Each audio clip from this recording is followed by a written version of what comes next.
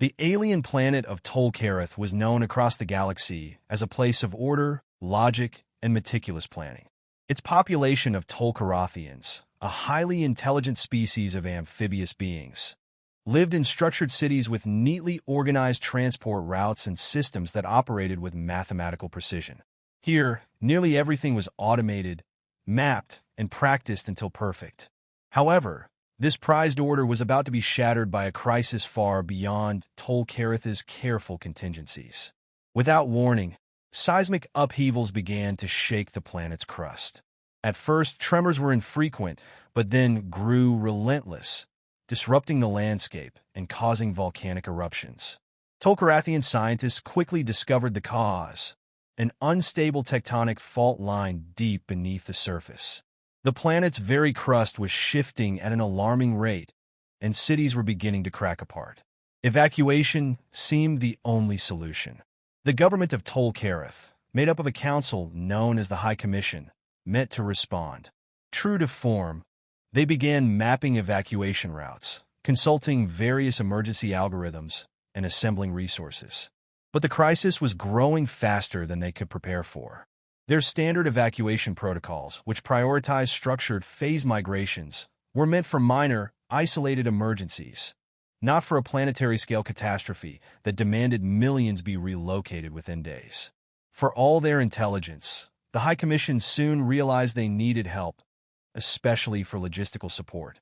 As reluctant as they were to admit it, there was one species in the galaxy that had a reputation for handling chaos: humans. The High Commission reached out, confident that humanity would provide additional resources and structured support to help implement their plan. They never anticipated what humanity would bring to the table. The human task force arrived in orbit around Tol-Karath within hours, faster than the High Commission could have imagined. Docking procedures were underway when a transmission came through from the humans' leader, a man known simply as Captain Lee. Unlike the stiffly formal tone of Tol-Karathian officials, Captain Lee was unfiltered and direct. With a quick, confident grin, he requested immediate permission to land, saying, "Let's get this party started." The High Commission didn't know what to make of him. In his late 30s, with a casual attitude and a slightly worn leather jacket, Captain Lee seemed out of place in their world of order and protocol. When he landed and stepped out onto the command deck, he greeted the alien officials with a wave and a smile that was more suited to a weekend festival than a crisis briefing. Lee surveyed the screens, showing the unfolding disaster. Alien officials began their well-prepared presentation, detailing their phased evacuation plan. But as they spoke, Captain Lee exchanged glances with his crew, a diverse team of engineers, pilots, and logistics experts who were known for taking on impossible missions. They didn't look shocked. If anything, they looked excited.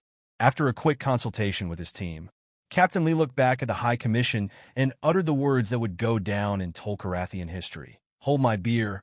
While this alien audience had no idea what beer was, the confident tone and slight smile on Captain Lee's face implied something big was about to happen. He turned to his team and began giving orders, showing no interest in further presentations or permissions. This was now a human operation. The High Commission, used to careful deliberation, was immediately unsettled.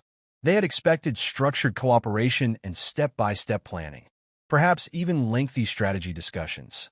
Instead, they watched in growing confusion as Captain Lee and his team skipped the preparatory phases entirely. The humans began unloading large, powerful equipment, much of which the Tol-Karathians had never seen. Massive transports, hyperjets, heavy-duty machinery, and what looked like space rigs. One High Commissioner, clearly nervous, attempted to raise a concern. "Your methods," he started, "do not appear safe or organized." Captain Lee, grinning as he oversaw the setup, replied, "Safe and organized is fine for a drill. But right now, you don't have time for perfect." Before the Tol-Karathians could react, he was already calling for the transports to head out to the first evacuation zone. Even more shocking was the fact that Lee intended to use an unstable wormhole located just outside Tol-Karath's atmosphere. This wormhole, previously mapped by Tol-Karathian scientists, was known to be unpredictable and was generally avoided. But Lee, reviewing the wormhole's stability projections, saw it as a shortcut, a high-speed evacuation expressway, as he called it. The human engineers quickly set up a stabilization system to hold the wormhole steady for the continuous movement of evacuees. The High Commission, nearly paralyzed by shock, could only watch as the humans jumped into action, coordinating a chaotic, rapid, and dangerously intense evacuation plan. The planet cities began to fill with human transports, rumbling and loud, unlike any technology the Tol-Karathians were used to. Hyperjets ferried citizens to the wormhole stations at breathtaking speed, and a system of makeshift staging zones emerged across Tol-Karath's landscape. In just a few hours, the human task force had transformed the scene from one of quiet, controlled panic to one of high-energy, near-chaotic efficiency. Alien officials watched in stunned silence as thousands of Tol-Karathian civilians were ushered, packed, and shuttled in what seemed like a disorganized mess, yet one that was somehow moving them to safety faster than they'd ever believed possible. The High Commission members exchanged uneasy looks. They couldn't deny that humanity's unconventional methods were working. But as they saw citizens being loaded into transports at breakneck speed, barreling toward a wormhole that was being manually stabilized every few minutes, they couldn't help but wonder if they'd made a terrible mistake. This was not an orderly evacuation. This was human problem-solving at its most intense.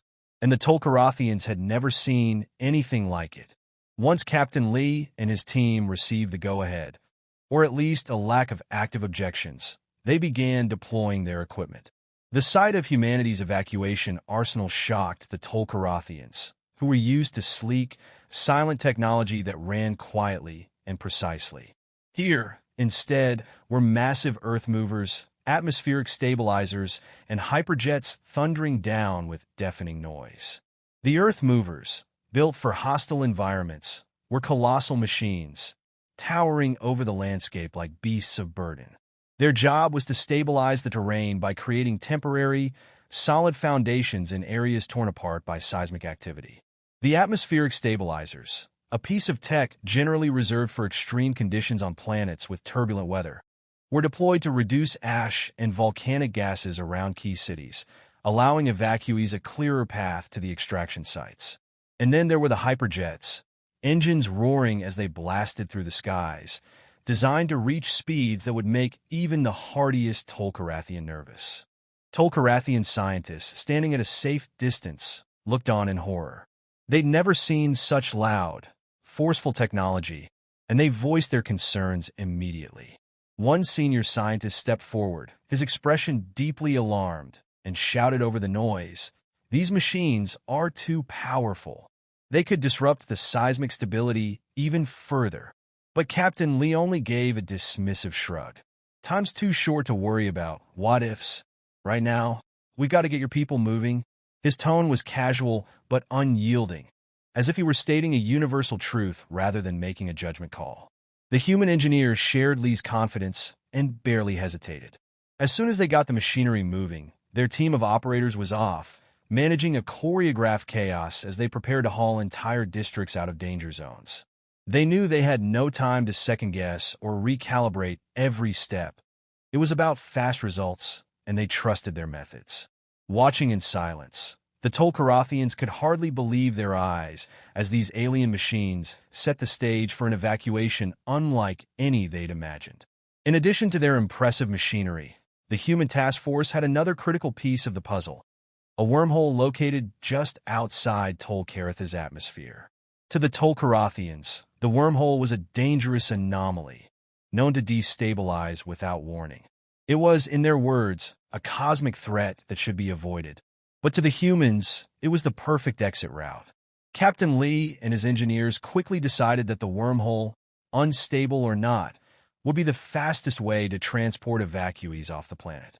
They set up a temporary stabilization system, a combination of magnetic field generators and specialized gravity anchors positioned at strategic points along the wormhole's mouth. This setup was designed to prevent the wormhole from collapsing mid-transport, ensuring a continuous flow for evacuees. Tol-Karathian officials were aghast when they realized what the humans intended to do. The High Commission attempted to intervene, protesting that the wormhole was too unstable. and that the evacuees could be lost to the void if anything went wrong. But Captain Lee was already preparing the first transports, unfazed by their warnings. One of the alien officials pleaded, "You have no idea how unpredictable this wormhole is. It could destabilize at any moment." Captain Lee just shrugged, a small smirk on his face. "We got backup systems to keep it open. Trust me, this isn't our first time doing something risky." And with that, he gave the go-ahead, and the first transports were launched through the wormhole. The setup was high risk, no doubt about it. Each transport was essentially racing against time, with human engineers continuously monitoring and adjusting the stabilization equipment to hold the wormhole steady. But to the humans, this was just another job, another challenge to overcome. The Tol-Karathians, watching the wormhole stabilization process with wide eyes, could only wonder if the humans truly understood the danger, or if they simply didn't care. With the equipment in place, the evacuation began in earnest. Tol-Karathian civilians, guided by human and alien coordinators, started boarding the massive transports and hyperjets that would take them to the wormhole. Each machine was loaded with passengers, packed tight, and launched toward the extraction sites at breakneck speed. For the Tol-Karathians, the entire process felt like an assault on the senses. The hyperjets roared across the skies, their engines shaking the ground as they flew overhead, while the massive earth movers grumbled and rumbled, creating tremors of their own as they carved paths through the landscape. The alien evacuees, accustomed to quiet, orderly transport systems, were visibly panicked. Some clung to their seats in wide-eyed terror, while others clutched each other, fearing they were hurtling to their doom. Human crew members, seasoned veterans of high-stakes evacuations, moved through the transports, shouting assurances over the noise. "It's going to be fine, folks. We've got this," they'd say with confident smiles, even as the Tol-Karathians looked around with deep skepticism. To them, this wasn't just unorthodox, it was madness. Meanwhile, the High Commission members were in a constant state of anxiety, unable to reconcile what they were witnessing. Every few minutes, a new alarm or protest would erupt among their ranks. "This is too chaotic. It's a risk to the population," one official shouted, watching in horror as another transport took off faster than any vehicle he'd ever seen.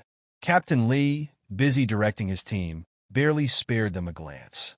Finally, he turned to the officials with a look of exasperation. "Would you rather argue," he called out, "or get your people out?" The answer was clear. For all their doubts, the Tol-Karathians had to admit that the humans were succeeding. Thousands of civilians were moving out of the danger zones with astonishing speed, funneling through the wormhole to safety. And yet, as each transport departed, the Tol-Karathians could hardly breathe, knowing just how close each run came to chaos. Or worse. Tensions continued to build between the two species. The human team, working tirelessly, took each new obstacle in stride, unfazed by the alien protests. To them, this was how things were done. Fast, efficient, and yes, maybe a little reckless. But as Captain Lee had said, they didn't have time to worry about the what-ifs. For the Tol-Karathians, though, each moment felt like a gamble. Watching the humans coordinate this frenzy of machines and passengers, the alien officials couldn't decide whether they were witnessing brilliance or disaster in the making. All they knew was that their planet was changing forever, and the humans were making sure of it. Halfway through the evacuation, the unthinkable happened. One of the largest transport machines, a towering behemoth hauling hundreds of Tol-Karathian civilians at a time, sputtered, groaned, and came to a grinding halt. It was a terrifying moment. The Tol-Karathian High Commission members froze, certain this was the end of the operation. A malfunction like this, with thousands relying on every working transport, could be disastrous. Alien officials anxiously calculated delays, recalculated evacuation timelines, and braced for a grim fallout. But for the humans, a malfunction wasn't cause for despair. It was just another problem to fix. Almost as soon as the machine stalled, Captain Lee's engineers sprang into action. With a practiced urgency, they unloaded tools, spare parts, and even a few pieces of alien tech they'd adapted on the fly. Their approach was rapid, messy, and utterly unlike anything the Tol-Karathians had ever seen. One alien technician, watching the humans work, leaned over to a colleague and muttered, "They're not even stopping to recalibrate. They're just fixing it on the go." Sure enough, the humans didn't bother with full diagnostics. Instead, they assessed the malfunction quickly, patching components together in what looked like barely organized chaos. One human was fusing wires with an alien plasma torch, another hammering components into place with an improvised tool, and a third linking a piece of Tol-Karathian circuitry to bypass the failing power core. In less than half an hour, the machine was back up and running, roaring to life with a fresh load of evacuees. The Tol-Karathian officials were left stunned, marveling at how the humans' emergency repair mode defied their own careful protocols. Where they would have halted the operation, recalibrated, and requested reinforcements, the humans had just kept moving, making decisions on the fly. The Tol-Karathians realized, with a mix of awe and anxiety, the humans were unlike any species they'd encountered. They didn't wait for ideal conditions. They made it work whatever it took. As the evacuation continued, the wormhole, humanity's high-risk, high-speed solution, began to show signs of instability. The surrounding magnetic fields pulsed erratically, a warning sign that even the Tol-Karathian scientists couldn't ignore. Panic rippled through the control room. Alien scientists immediately raised the alarm, calculating that if the wormhole collapsed, thousands of evacuees still passing through would be lost in transit. It was every Tol-Karathian's worst nightmare made real. The High Commission scrambled, demanding the evacuation halt immediately to avoid losing more civilians. But Captain Lee, calm as ever, overruled them. He'd anticipated that the wormhole could destabilize under strain, and he had a plan. With a nod to his crew, Lee initiated what the humans called Protocol Redline, a risky technique designed to push the wormhole stability tech to its absolute limits. Human engineers leapt into action, rerouting power from other machinery and doubling up the magnetic field generators to stabilize the wormhole's fluctuations. As they worked, the wormhole shook, sparks crackling across the field as it strained against the enhanced power surge. Tol-Karathian scientists watched in horror. To them, the human solution seemed reckless, a desperate gamble with thousands of lives at stake. One of the senior Tol-Karathian scientists turned to Captain Lee and shouted, "You're going to destroy the entire transit field. This is suicide." But Lee barely blinked, his gaze steady on the screen, showing the evacuees moving through the wormhole. "Sometimes," he replied coolly, "you've got to take a risk to save everyone." The tension in the control room was palpable. The wormhole seemed to flicker, nearly collapsing under the added load. But Lee and his team held their ground, pushing every machine to its maximum output. Finally, the wormhole stabilized, just barely holding, long enough for the remaining evacuees to make it through. When the last wave of transports crossed the threshold, the humans disengaged their stabilizers, letting the wormhole collapse safely. The Tol-Karathian scientists were speechless, a mixture of shock and admiration on their faces. The humans had pulled off the impossible, and they'd done it with a calm confidence that defied all logic.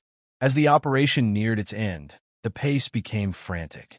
Each minute felt like an eternity to the Tol-Karathians, who watched from the control center with wide, fearful eyes. The humans, however, worked as if they thrived in the chaos. Even as their equipment showed signs of strain and resources ran thin, the human team coordinated every final step with the precision of a well-rehearsed orchestra. Outside, evacuees were loaded onto the last waves of transports, hurrying through the dust and rumble of machinery. The earth movers shifted rubble and cleared paths for people to move faster, while hyperjets screamed overhead, carrying those in the more vulnerable zones straight to the evacuation sites. Alien civilians, seeing the wormhole stabilization system had held, were now rushing with newfound urgency, even as the sound and pace of the human machinery filled them with dread. Inside the control room, alien diplomats and officials looked on, nearly paralyzed by the intensity of the final moments. Even now, with victory in sight, they struggled to accept the level of risk humans were taking with each decision. 4 Tol-Karathians, so conditioned to caution and control, the humans' relentless, high-speed tactics felt surreal, almost reckless. As bottlenecks formed at the wormhole entrance, human crew members stepped in, improvising quick fixes to keep people moving. They rerouted evacuees into smaller transports, used hand signals to direct the flows, and even deployed makeshift solutions like fabricating temporary bridges to prevent gridlock. One engineer, faced with a jammed machine blocking the path, climbed up to hack the controls manually, pushing it aside just in time to clear the way. Captain Lee, overseeing the final few minutes of the evacuation, called out to his team, "Final push, everyone! Let's bring them home." The Tol-Karathian officials could hardly believe it, but as the last evacuees funneled through the wormhole, the operation reached completion. The entire population of Tol-Karath had been evacuated, and the humans, exhausted yet triumphant, began dismantling their equipment. The High Commission members, still in shock, couldn't decide if they'd witnessed a miracle or a disaster barely avoided. As the humans prepared to leave, Captain Lee offered a final piece of advice. Next time, don't wait for perfect conditions. Just get the job done. And with that, the humans departed, leaving the Tol-Karathians with a newfound respect, and perhaps a little fear, for the species that had saved their world against all odds. The dust settled. Alien officials, Tol-Karathian civilians, and the High Commission members all stood in silence, staring at the now empty evacuation site, still processing what had just taken place. They just witnessed an evacuation that defied every protocol they held dear. A frantic whirlwind of roaring machinery, split-second repairs, and a high-risk use of the wormhole that no Tol-Karathian would have dared to attempt. Meanwhile, the human task force packed up as if it were just another job completed. They shared quiet congratulations, exchanging tired smiles and jokes as they loaded their equipment back into the transports. To them, saving millions in mere hours was intense but achievable. And in true human fashion, they saw it as part of the job. The relief among the Tol-Karathian officials, however, was almost palpable. They'd survived humanity's high-stakes methods, and miraculously, every single evacuee had made it out alive. There was gratitude, but also an undeniable sense of wariness and awe. One of the High Commission officials approached Captain Lee, their voice still shaky. "Your methods, we were sure they would end in disaster. But I must admit, without you, millions would have been lost." Captain Lee just shrugged with a smirk. "Just another day's work.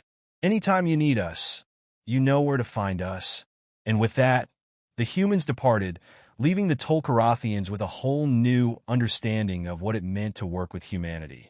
News of humanity's high-stakes evacuation tactics traveled fast.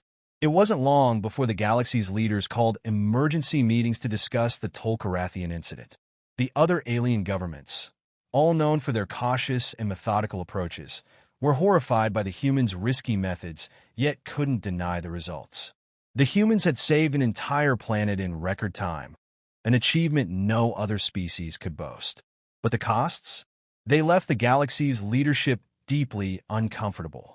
After much debate, the Galactic Federation introduced a new protocol, the Human Intervention Protocol.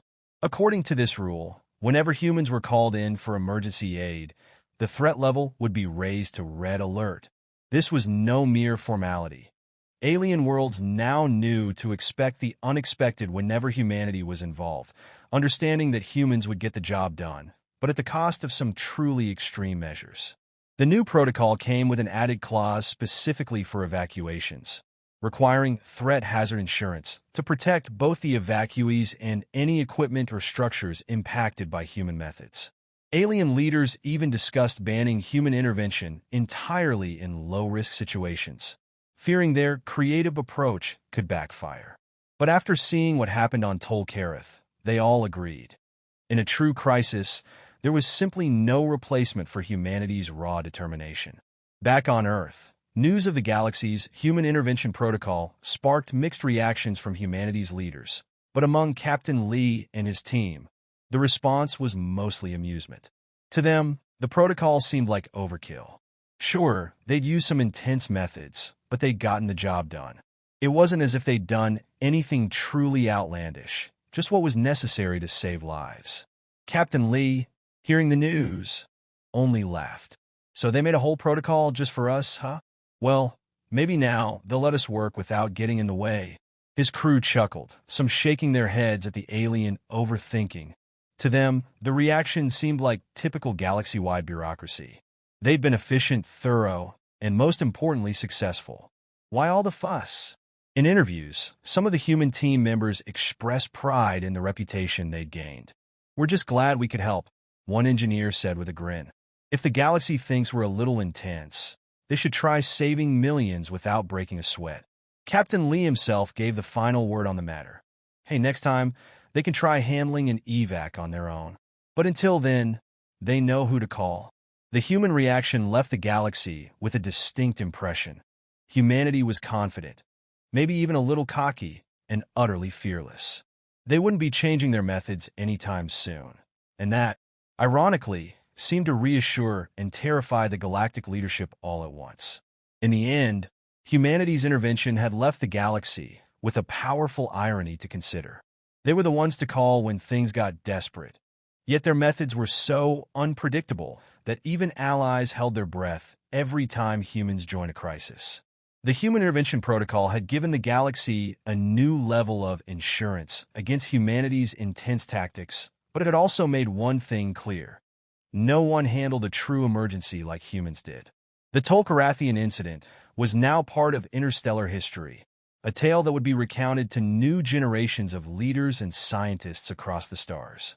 It posed a strange question, though, that lingered in the minds of every alien diplomat and official. Would other species one day start to imitate humanity's unconventional methods? Or would they always keep humanity as a last resort, knowing that calling them in would mean embracing risk, chaos, and unpredictability? For now, the galaxy's stance was clear. If things went out of control, they knew who to call. Humanity had earned a reputation, and it was one they wore with pride. The question of when and how they'd be called upon next was anyone's guess. But one thing was certain. When humans said, "Hold my beer," the galaxy would brace itself for a wild ride. And with that, we're left wondering, what wild, high-stakes solutions will humanity bring to the next crisis? Stay tuned for more HFY tales as we explore the galaxy's "Hold my beer" species and the unpredictable legacy they're building among the stars.